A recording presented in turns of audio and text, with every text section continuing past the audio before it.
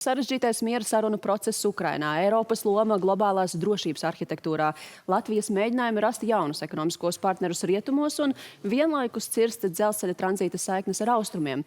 Esam teju jau aizvadījuši kārtējo ārpolitiskiem satricinājumiem bagāto gadu. Un par to runāsim ar ārlietu ministru Baibu Bražu, kas pēc garāka darba vizīšu bloka ASV, Kiprā, Ukrainā un Briselē arī ir atgriezies Latvijā un šorīt pievienojusies mums studijā. Labrīt! Labrīt! Labrīt. ASV prezidents Donalds Trumps mīl ārkārtīgi skaļi un bieži lepoties ar to, ka esot pārtraucis vairākus karus, bet kā jūs teiktu, ja mēs tādā gada griezumā arī paskatāmies uz šo jautājumu, vai tiešām pasaule kopumā šī gada nogalē ir kļuvusi par tādu mierīgāku, drošāku un stabilāku, ja mēs to salīdzinām, piemēram, ar pērnā gada izskaņu? Es domāju, lielās lietās nevisai. Kad mēs skatāmies uz konfliktu, bruņotu konfliktu skaitu pasaulē, uz tādu bruņota spēka pielietošanas vieglumu, vai tas ir starpvalstu vai bruņotu grupu starpā, vai arī attiecībā uz atsevišķiem individiem, tā kā mēs redzējām tikko Austrālijā, Bondi Beachā, ja, kur vienkārši tiek nogalināti nevainīgi cilvēki, ja, vai Brauna universitātē Amerikā. Bet no otras puses, protams, tas, ka ir tāds apzināts ASV administrācijas un prezidenta virziens uz to, ka izbeigt šos te bruņotos lielos konfliktus, vai tas būtu Āfrikā, vai tas būtu starp Armēniju un Azerbaidžānu to spriedzi novērst, vai tas būtu Āzijā starp Kambodžu un Taizemi, vai, protams, galvenais, ka izbeigt Krievijas agresiju pret Ukrainu, tas viennozīmīgi ir kaut kas ļoti iepriecinošs. Ja? Un tas ir kaut kas, ko mēs ļoti atbalstam un mēģinām palīdzēt, cik vien iespējams. Jūs arī nesen viesojoties Eiropas Savienības ārlietu padomē šī gada noslēdzošajā uzsverāt, ka arī Eiropai jāizmanto savas ietekmes sviras taisnīgu un ilgstošu miera panākšanai Ukrainā. Precizēt, lūdzu, tad kādas sviras jūs domājat, kas ir tās sviras, kas Eiropas rīcībā pret Krieviju vispār ir palikušas? Redziet, pirmām kārtām jau tas ir atbalsts Ukrainai. Ja? Eiropas Savienība un it sevišķi Eiropas, Baltijas, Ziemeļvalsts, Vācija ir lielākās Ukrainas atbalstītājs visās jomās. Un neapšaubāmi Eiropas Savienība arī kā tāda vienība ir absolūti lielākais tāds iespējotājs tam, ka Ukraina ir, būs un paliks demokrātiski suverēna valsts visos veidos. Tas saistās no politiskiem aspektiem, gan Ukrainas perspektīva Eiropas Savienībā, ja, un ar visu to saistītais gan reformu process un atbalsts. Tas saistās ar rekonstrukcijas atbalstu, un kur ir šobrīd tiešām sarunas par šiem iesaldētajiem līdzekļiem un to izmantošanu. Tur ir arī ieroču pirkšana, jo Eiropas Savienība ir vislielākais arī šobrīd ieroču tāds, ja neapgādātājs, tad tas, kas pērk, kas dod naudu ieroču iepirkumiem. Un tās ir tās sviras, kas ir Eiropas Savienībai. Plus tam klāt nāk attiecības ar ASV, ja, kur neapšaubām arī ASV šobrīd ir pilnīgi sapratusi, ka tam, lai būtu sekmīgas miera sarunas, Eiropai ir jābūt klāt, un Eiropa ir tā, kas reāli dažādos veidos to mieru var nodrošināt. Un spiediens uz Krieviju. Un tas spiediens uz Krieviju, protams, ir jābūt kopīgam gan no ASV puses, gan no Eiropas Savienības puses. Jūs nesen bijāt arī Kiprā vizītē, kas būs nākamā tātad prezidējošā valsts Eiropas Savienības padomē, vai guvāt pārliecību, ka šīs prezidentūras laikā Kiprā Ukrainas jautājums būs gana augstu dienas kārtībā un šis spiediens tiks izdarīts? Jā, tieši tā. Un to arī izrunājām gan tādās 1-pret-1 sarunās ar ministru, gan delegāciju sarunās par to, ka jāturpina atbalsts, un tur Kipra viennozīmīgi, viņi varbūt tik skaļi nerunā par to, bet tas atbalsts, ko viņi dod, ir, un viņš ir ļoti praktisks, gan arī tam, ka viņam jābūt ir darba kārtībā ar praktiskiem soļiem, gan arī spiediens uz Krieviju. Ja? Un Kiprai, protams, arī kā lielai nozīmīgai jūrniecības valstī ir dažādas praktiskas sviras un informācija attiecībā gan uz ēnu kuģiem, gan to ekosistēmu, kas to iespējo. Tā kā tur arī, iedomājieties, valsts ir uz pusi faktiski mazāk kā mēs, ja? Miljonus cilvēku, ja? Bet tomēr arī viņi ļoti nopietna ekonomiska spēka šajā jūrniecības jomā. un arī vienlaikus prezidēs Eiropas Savienībā gan ar savām tēmām, ja, kas viņiem ir būtisks, bet vienlaikus nodrošinās to, ka turpinās šis Eiropas Savienības prioritāšu īstenošana. Jā, kā tas īstenosies nākamā gada no Eiropas Savienības puses, to mēs redzēsim, bet tas, kas šobrīd notiek miera procesā pēc ASV un Ukrainas sarunām Berlīnē, informācija ļoti skopa, vai jums varbūt ir kaut kas vairāk pastāstāms, kāds progress ir panākts un vai Kijevas intereses tiek ņemts vērā, jo līdz šim no tās publiskās retorikas, diemžēl, rodas iespējas, ka ASV lielāku spiedienu šobrīd izdara pret Ukrainu nekā pret agresoru Krieviju. Jā, jo ir zināmi jautājumi, kas ir un paliks uz pēdējo brīdi. Nu, kā jau vienmēr sarunās, ja, teiksim, var notīrīt, tā sakot, rast izpratnes un vienošanās par atsevišķiem jautājumiem, kas ir vieglāk sasniedzami. Un tad ir jautājums, protams, šajā gadījumā, kas ir un paliks par to, ko Krievija grib panākt attiecībā uz teritorijām, ja, kas būtu vismaz daļu teritorijas, no kā Ukraina atsakās un bez karošanas, kas būtu Krievijas teritorija.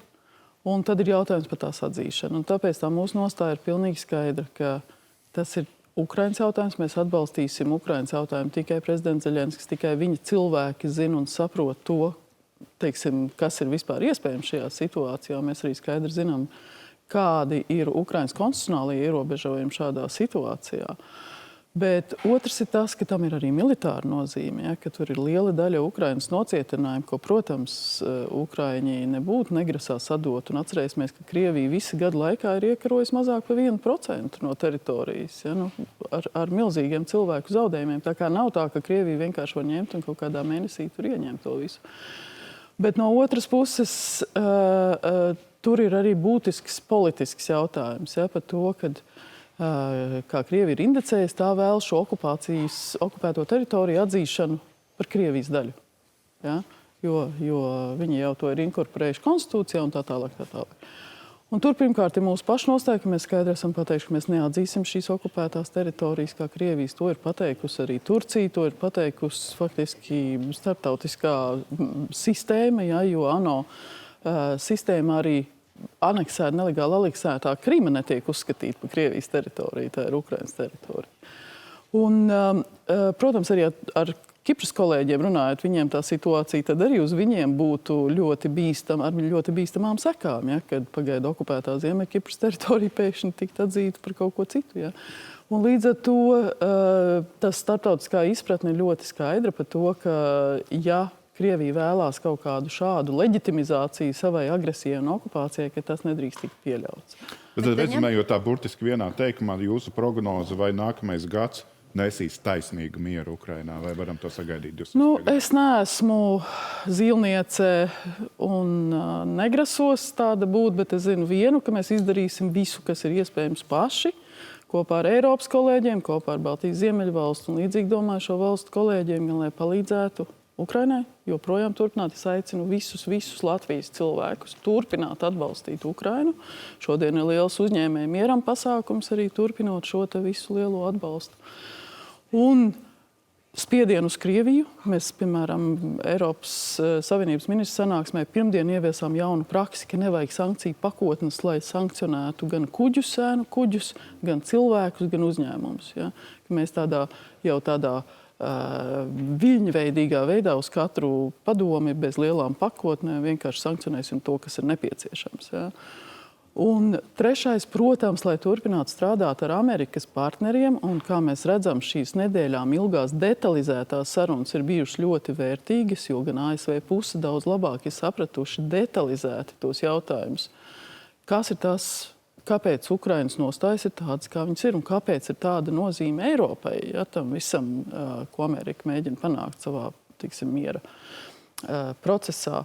Un tāpēc tā izpratne, kas ir šobrīd izveidojusies, ir cerīga, un to arī skaļi ir pateicis gan prezidents Zeļenskis attiecībā gan uz ekonomisko jautājumu bloku, kas saistās ar rekonstrukciju, kas saistās ar ekonomisko attīstību, tas saistās ar tā saucamajām drošības garantijām, ar monitorēšanas verifikācijas mehānismu, ja tiek ieviests pamieris, kā to vispār praksē novērot, īstenot, kur arī Amerika ir skaidri pateikusi, ka viņi būs gatavi palīdzēt un nodrošināt tās spējas.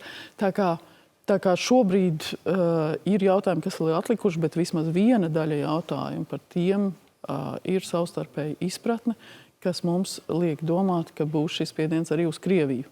Jā. Vai šī izpratne ir arī tas, par ko jūs iespējams guvāt pārliecību? Arī nesen jūs bijāt vizītē ASV, kad arī tikāties gan ar kongresmeņiem, senatoriem un ar ASV valsts sekretāru vietnieku. Kā tika aizvadīts šīs sarunas un par ko tad ir gūta šī pārliecība par drošību? ASV pusē, protams, joprojām ir tā neizpratne, kāpēc Eiropas valstis nepalielina straujāk aizsardzības izdevums. Nu, ja mēs kā baltieši to esam varējuši izdarīt, ja to dara Ziemeļvalstis, ja to dara Polija. Vācija ir skaidri pateikusi, teiksim, Vācija vispār ir pagriezusies pilnīgi citā virzienā šobrīd ar visu to, kāpēc visas NATO dalībvalstis, kas ir Eiropā, to nevar izdarīt straujāk. Tā ir viena tā frustrācija. Un savā ziņā mēs, protams, skaļi nekritizējam, bet mēs tiešām mudinām arī visas valstis daudz ātrāk nodrošināt no vienas puses to budžeta daļu, bet no otras puses arī praktisko militāro industriju, jo tā spējas būs vajadzīgas tāpat. Atcerēsimies Krieviju, mieru negribam, mēs skaidri redzam, kas ir tie procesi iekšēji Krievijā. Ja?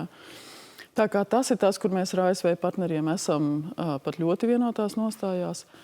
Otrs ir tas, kas attiecas, teiksim, uz savstarpējām Eiropas Savienības un ASV tirdzniecības jautājumiem, ja, kur mēs esam savstarpēji vislielākie tirdzniecības partneri, ja, bet kur mūsuprāt arī tā interese būtu tomēr trešo valstu reģionos, ja, trešajos tirgos apzināties, ka Ķīna ir izspiedus gan Ameriku, gan Eiropas Savienību, piemēram, no Āzijas un Klusā okeāna reģionu tirgiem, ja, no Āfrikas, no Dienvidamerikas. Šeit faktiski tas, kas bija Eiropas un Amerikas klasiskie tirgi, ja, kur mums gāja labi, kur mūsu uzņēmumiem gāja labi, mūsu uzņēmumi no turienes ir izspiest ārā. Ja, kā Eiropas un ASV uzņēmumi. Tā kā iespējams, ka mums būtu daudz ciešāk arī kopīgi jāstrādā iepratīm citiem reģioniem. Tas ir tas, ko mēs arī daudz runājam. Tāpat par tehnoloģijām. Ja, tā ASV kritika, kas attiecas uz Eiropas regulējumu attiecībā uz sociālajiem medijiem, uz kompānijām, digitālajām. Mans uzdevums, kā es redzēju, zinot arī, teiksim, kā iekšēji tas strādā, vienkārši stāstīt, kādā veidā labāk dialogu uzturēt, lai nebūtu šie pārsteigumi, ja, kāpēc Eiropas komisija uzliek zināmus sodus, ja, kas un ko. Tā kā tādas ļoti praktiskas lietas faktiski izrunājam. Arī, protams, perspektīvu par Krieviju aprakstīja arī, kāds ir mūsu lasījums par Krieviju, ko mēs redzam no savas pietiekoši ilgās vēsturiskās un faktoloģiskās izpratnes par Krieviju un tā tālāk. Par Krieviju runājot arī nedaudz cits jautājums, bet jūs arī pati teicāt, ka Krievija mieru negrib, tādēļ arī mums ārkārtīgi interesants ir jūsu kā ārlietu ministrs nostāja jautājumā par sliežu demontāžu uz austrumu robežas. Vai Latvijas ārpolitiskās saistības vispār ļauj spērt šādu soli un ko tas nozīmē?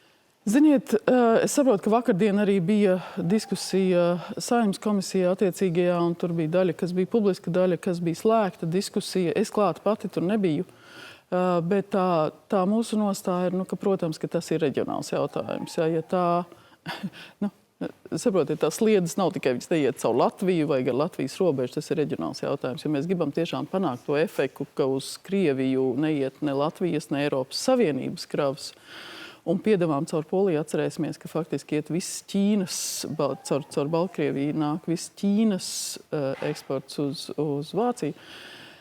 Tad tam ir jābūt reģionālam risinājumam. Tātad ne tikai Baltijas kontekstā? Jā, un plus vēl Somija, caur kuru arī dzelzceļš joprojām, jā, viņi ir aizvēruši zemes ceļus, bet dzelzceļš turpina pārvadāt. Tad rezumējot, mēs vieni paši nesteigsimies, tam jābūt visā reģiona lēmumā. Ziniet kā, vismaz ir jābūt sapratnē, kad ir kaut kāds kolektīvs risinājums, ja, tādā praktiskā ziņā, jo arī militārajā padoma ziņā tur ļoti līdzīgi tie aspekti ir, ja nav jau militāri tādas nozīmes un laika iegūšanas, ja tu tikai Latvijā to izdari. Ja.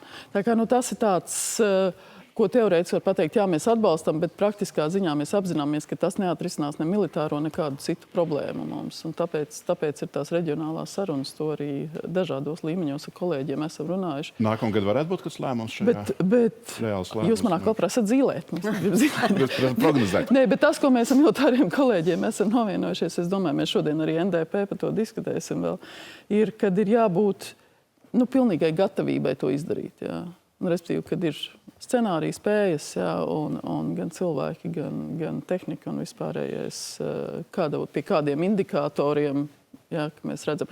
Jo tas izlūkošanas darbs, ko veids gan Latvija, gan reģionāli, gan NATO ietvaros, ļauj skaidri redzēt, kas notiek Krievijas pusē. Un noslēgumā gribētos vēl nedaudz par citu reģionu, kur šķiet, šobrīd pasaules un rietumu uzmanība galvenokārt pievērsta Ukrainai, kas ir saprotami, bet šķiet, ka ēnā ir palikuši notikumi Kaukazā, konkrēti Gruzijā, kur cilvēki joprojām jau krietni vairāk nekā gadu katru vakaru iziet protestos, kur gan žurnālisti, gan opozīcijas līderi, gan protestētāji saņem bargus cietumsodus. Izstāsta, ka rietumi par Gruziju ir piemirsuši un tā, ka šo cīņu atzinuši par zaudētu un valsts ir atstāta Krievijas ietekmes zonā un prokrieviskas valdības, teiksim tā, rīcībā. Jā, mēs, protams, ļoti gribam Gruzijas atgriešanos uz eiropeiskā ceļa, jā. Un mēs ticam, ka tas ir iespējams, mēs ticam, ka ir pārmaiņas iespējams valstīs. Un šobrīd mēs redzam, ka Armēnija, piemēram, arī ārlietu padomē mums bija tikšanās ar Armēnijas ārlietu ministru, kur ir nostājušies šī Eiropas Savienības iestāšanos kā mērķi. Un tad arī viņiem, teiksim, tā ceļa karte ir diezgan praktiska, kas ir jāizdara. Tā kā viens ir tas, kas ir mērķis, no kā Gruzija formāli nav atteikusies, bet otrs ir tās praktiskās darbības, ko valdības veids, lai uz šo mērķi iet. Un, ja attiecībā uz Armēniju vai Ukrainu vai Moldovu mēs redzam, ka ir arī praktiskais darbs, ja Gruzija ir apstājusies. Bet tas nenozīmē, un faktiski regresē, ja, teiksim, tās visas apspiešanas, ko mēs redzam. Bet tas nenozīmē, ka nav iespējams izmaiņas tur. Ja? Un atceroties to, mums ir ļoti svarīgi strādāt uz šo iespējamo pārmaiņu iekšējo Eiropiskā kursa tomēr atgriešanos. Jo nav tā, ka valdība ir tikai, ka Gruzijas valdība būtu ļoti prokrieviska. Ja? Šī Gruzijas valdība arī saka, ka nekādas tur okupēto teritoriju atzīšanas, ja viņiem nav diplomātsko attiecību un tā tālāk. Ja? Tā kā mēs arī negribam ļoti novienkāršot, ja? Tikai to, ka tā ir, tagad mazā Krievija, jo tas tā nav. Tas tā nav, ja? Tās nianses tur ir pietiekoši daudz. Bet tas process, tas progress un process ceļā uz Eiropas Savienību nav, tas tiešām ir pilnīgi skaidrs, ja, ka tas ir regress. Izmaiņas nav neiespējams. Es domāju, ka tas ir tas atslēgas frāze, ko mēs šajā rītā no jums arī dzirdējām, gan par Gruziju, gan par iekšpolitiskiem, ārpolitiskiem notikumiem. Mēs savā dzīvē to esam pieredzējuši pietiekoši, kad pārmaiņas notiek. Tā kā priecīgs Ziemassvētku, šoreiz mierpilns Ziemassvētkus visiem un arī devīgu Ziemassvētkus dosim. Turpināsim dot viens otram prieku, palīdzību Ukrainai un tiem, kuriem iet grūtāk. Liels paldies! Gan par šī rīta interviju, gan arī par atgādinājumu, ka tik tiešām mums ir jāsniedz palīdzīga roka. Paldies! Paldies!